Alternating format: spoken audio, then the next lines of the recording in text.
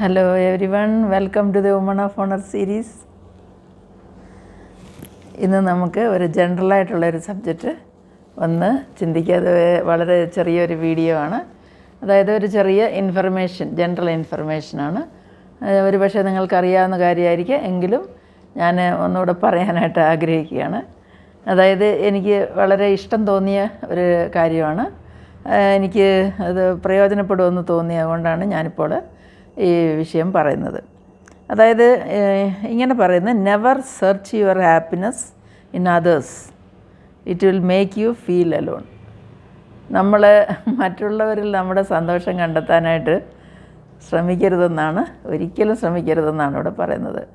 അങ്ങനെ ചെയ്തു കഴിഞ്ഞാൽ നമ്മൾ ഒറ്റപ്പെടുമെന്നുള്ളതാണ്. കാരണം മറ്റുള്ളവരുടെ സന്തോഷം അത് അവരുടെ പേഴ്സണലാണ്, നമ്മളുടെ സന്തോഷം നമ്മളുടെ പേഴ്സണലാണ്.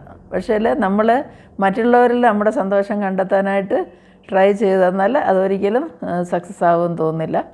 അത് നമ്മളെ ഒറ്റപ്പെടുത്തുകയുള്ളൂ. അതായത് നമ്മൾ എലോണായിട്ട് ഫീൽ എലോൺ. അതേസമയം നമ്മളിൽ തന്നെ സെർച്ച് ചെയ്യണം എന്നുള്ളതാണ് നമ്മുടെ സന്തോഷം. അപ്പോൾ നമുക്ക് സന്തോഷമായിട്ടും നമ്മളിലുള്ള ആ കാര്യങ്ങളൊക്കെയും വെളിയിലേക്ക് കൊണ്ടുവരുവാനായിട്ടും സാധിക്കും.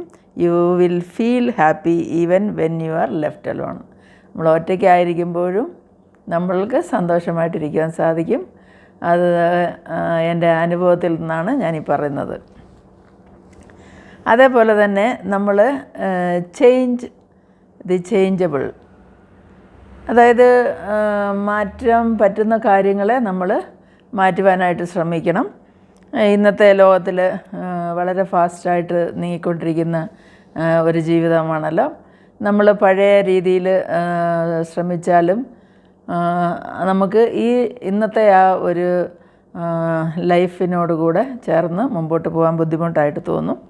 അപ്പോൾ നമ്മൾ എന്താണ് ചെയ്യേണ്ടത്? Accept the unchangeable and remove your self from the unacceptable. നമ്മളെക്കൊണ്ട് ആകുന്നത്ര നമ്മൾ പുതിയ മാറ്റങ്ങളെ അക്സെപ്റ്റ് ചെയ്യാനായിട്ട് ശ്രമിക്കണം. അതിന് വലിയ ഒരു ഉദാഹരണമാണല്ലോ ഇന്നത്തെ ഈ സോഷ്യൽ മീഡിയയും മറ്റും. അതുപോലെ തന്നെ ഇന്നിപ്പോൾ എല്ലാ കാര്യങ്ങളും ഓൺലൈനിലാണ് അധികവും കാണാറുള്ളത്. നമ്മളുടെ ട്രാൻസാക്ഷൻസ്, അതുപോലെ തന്നെ നമ്മൾ സാധനങ്ങൾ വാങ്ങുന്നത്, കൊടുക്കുന്നത്, ഒരുവിധം എല്ലാ കമ്മ്യൂണിക്കേഷനും ഇന്നിപ്പോൾ നമ്മൾ ഫോൺ വഴിയാണ്. നേരിട്ട് പോയി കാണുന്നതൊക്കെ വളരെ ചുരുക്കമാണ്. അപ്പോൾ നമ്മളുടെ ജീവിതത്തിൽ വലിയ ഒരു മാറ്റത്തിൻ്റെ ആവശ്യമുണ്ടെന്നാണ് ഇവിടെ കാണിക്കുന്നത്. അതുപോലെ തന്നെ നോക്കുകയാണെങ്കിൽ ഞാൻ പറയാൻ ആഗ്രഹിച്ച ഒരു കാര്യം, അത് നമ്മൾ എന്താണ് ഇന്നിപ്പോൾ ലോകത്ത് ഏറ്റവും കൂടുതൽ ലാഭം ഉണ്ടാക്കുന്ന ഒരു ബിസിനസ്സാണ് ഹോസ്പിറ്റൽ എന്ന് പറയുന്നത്.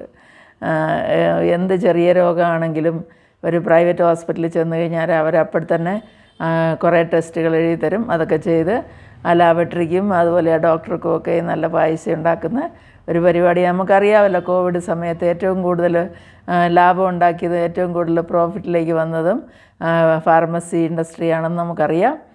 അപ്പോൾ മനുഷ്യനെ കൊണ്ട്, അവൻ്റെ രോഗത്തെ കൊണ്ടും കാശുണ്ടാക്കുന്ന ഒരു വിഭാഗമാണ് അവരെന്ന് നമുക്കറിയാം. എന്നാൽ ഈ ഹോസ്പിറ്റൽ എന്നുള്ള കാര്യം ആദ്യം ഇൻസ്റ്റിറ്റ്യൂട്ട് ചെയ്യുമ്പോൾ അതിൻ്റെ പിന്നിൽ ഉണ്ടായിരുന്ന ആ ഒരു ചിന്ത എന്തായിരുന്നെന്നും അതുപോലെ തന്നെ അതിൻ്റെ മീനിങ് എന്തായിരുന്നു എന്നുള്ളത് നമുക്കൊരു വാക്കിൽ ചിന്തിക്കാം. What is the meaning of word hospital? Hospital എന്നുള്ള വാക്കിൻ്റെ അർത്ഥം എന്താണ്? House of sick people including treatment and labour.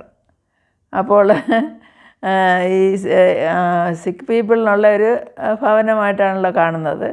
അപ്പോൾ അതിനകത്ത് ട്രീറ്റ്മെൻറ്റും ഉണ്ട്, ലേബറും ഉണ്ട്. അപ്പോൾ ഈ ഹോസ്പിറ്റൽ എന്നുള്ള ആ വാക്കിൻ്റെ ഫുൾ മീനിങ് അതാണ്. House for H, of S for sick, P വന്നിട്ട് പീപ്പിൾ, ഈ ഐ വന്നിട്ട് ഇൻക്ലൂഡിങ്, ടി വന്നിട്ട് ട്രീറ്റ്മെൻറ്റ്, എ ആൻഡ് എൽ വന്നിട്ട് ലേബർ. അപ്പോൾ ആ ഹോസ്പിറ്റൽ എന്നുള്ള വേർഡിൻ്റെ മീനിങ് അതാണ്. House of sick people including treatment and labour എന്ന്. അത് ഒരു ചാരിറ്റി പ്രവർത്തനമായിട്ട്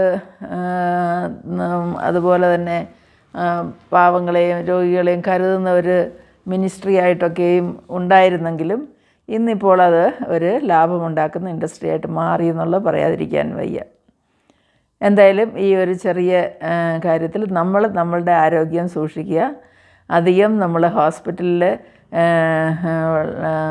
ഡിപ്പെൻഡ് ആകാതെ ദൈവത്തിൽ ആശ്രയിച്ചും നമ്മുടെ ജീവിതത്തെ ക്രമീകരിച്ചും നമ്മളുടെ ഈ ജീവിതശൈലി രോഗങ്ങൾ കൺട്രോളിലേക്ക് കൊണ്ടുവന്നും നമ്മുടെ മനസ്സിനെ സ്ട്രെസ്സിൽ നിന്നൊക്കെ ഒത്തിരി റിലാക്സ്ഡായിട്ട് നമ്മൾ മെഡിറ്റേഷന്, യോഗ അങ്ങനെയൊക്കെയുള്ള കാര്യങ്ങളൊക്കെ കേന്ദ്രീകരിച്ച് ചെറിയ സീനിയേഴ്സ് ആണെങ്കിൽ ചെറിയ എക്സസൈസുകളും അതുപോലെ തന്നെ വാക്കിങ്ങും ഒക്കെ ചെയ്യുക.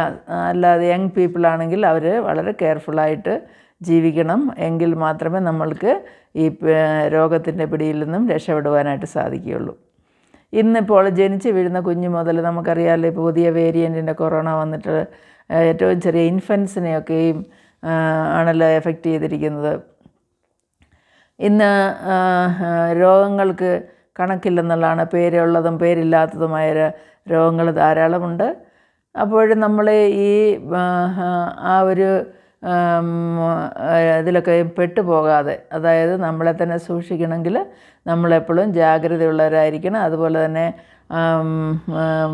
വളരെ കെയർഫുള്ളായിട്ട് അണുബാധയൊക്കെ വരാതെയും അതുപോലെ തന്നെ ഈ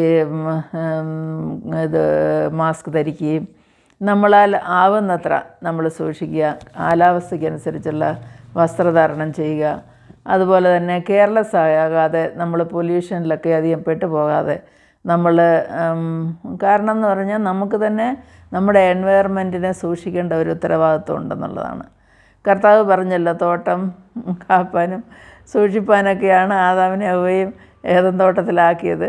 ഇന്നത്തെ ജനറേഷൻ നമ്മൾ അവൻ്റെ പരമ്പരയാണെങ്കിലും ഇന്നിപ്പോൾ തോട്ടത്തെ വെട്ടി നശിപ്പിക്കുന്ന ആ ഒരു ട്രെൻഡാണ് കണ്ടുകൊണ്ടിരിക്കുന്നത്. നമ്മളെ കൊണ്ടാകുന്നത്ര എനിക്ക് പറയുവാനുള്ളത്, നമ്മൾക്ക് ചെയ്യാവുന്ന ഒരു ഏറ്റവും സിമ്പിളായിട്ടുള്ളൊരു കാര്യമാണ്. നമ്മളുടെ വീട്ടിൽ നമ്മുടെ മക്കൾ, നമ്മുടെ ഫാമിലിയിലുള്ള ആരുടെയെങ്കിലും ഒരു ബർത്ത്ഡേ വരുമ്പോൾ നമ്മൾ ഒരു ചെടി വാങ്ങിച്ചുകൊണ്ട് വരിക. ഒന്നെങ്കിൽ ഒരു ഫ്രൂട്ട് ബെയറിങ്, അല്ലെങ്കിൽ ഒരു ഫ്ലവർ ഉണ്ടാകുന്നത്, അല്ലെങ്കിൽ വേറെ ഏതെങ്കിലും ഒന്ന് ഷോ പ്ലാന്റ് എന്തെങ്കിലും ഒരു ചെടി നടുക എന്നുള്ളത്. കാരണം എന്ന് പറഞ്ഞാൽ ഞാൻ വിദേശ രാജ്യത്ത് കണ്ടിട്ടുണ്ട്, അവർ പലരും ഗിഫ്റ്റ് കൊടുക്കുന്നത് പോലും ചെടികളായിട്ട് കൊടുക്കുന്ന കാണാറുണ്ട്. അപ്പോഴും നമുക്ക് സ്ഥലമുള്ളവർക്ക് ഫ്രൂട്ട് ബെയറിംഗ് ഒക്കെയും മരങ്ങളൊക്കെ വെക്കാൻ പറ്റും. ഇന്നിപ്പോൾ എല്ലാം ചെറിയ പ്രായത്തിൽ തന്നെ കായ്ക്കുന്ന അധികം ഉയരം വെക്കാത്ത ചെടികളും എല്ലാം ഉണ്ട്. അപ്പോൾ ഇതൊക്കെ നമുക്ക് ആവശ്യമായിട്ടുള്ള കാര്യങ്ങളാണെന്നുള്ളത് നമ്മൾ ഓർക്കണം. കാരണം നമുക്ക് നമ്മുടെ ചുറ്റുപാടിൽ ചെടികൾ വളർത്തുന്നതുകൊണ്ട് നമുക്ക് തന്നെയാണ് അതിൻ്റെ ഗുണം കിട്ടുന്നത്. അത് നിഴൽ മാത്രമല്ല, നല്ല ശുദ്ധമായ വായു ലഭിക്കുന്നു, മാലിന്യമൊക്കെയും നമുക്ക് സംസ്കരിക്കാൻ പറ്റുന്നു. നമ്മളുടെ വേസ്റ്റ് മാനേജ്മെൻറ്റും അതിൽ പെടുമെന്ന് പറയേണ്ടതാണ്. എന്തായാലും എനിക്ക് വളരെ സന്തോഷമുണ്ട് നിങ്ങളോട് ഇത്രയും കാര്യം ഷെയർ ചെയ്യാനായിട്ട്. നിങ്ങൾക്കെല്ലാവർക്കും നല്ലൊരു ദിവസം ആശംസിക്കുന്നു. Bye to all. എല്ലാവരും സന്തോഷവും ആരോഗ്യമുള്ളവരായി ജീവിക്കണം. നിങ്ങൾക്കെല്ലാവർക്കും ഒരു ബൈ പറഞ്ഞുകൊണ്ട് എൻ്റെ ഈ വീഡിയോ ചുരുക്കുകയാണ്. ഇഷ്ടമായ ലൈക്ക് ചെയ്യുക, സബ്സ്ക്രൈബ് ചെയ്യാൻ മറക്കല്ല് കേട്ടോ. ബൈ.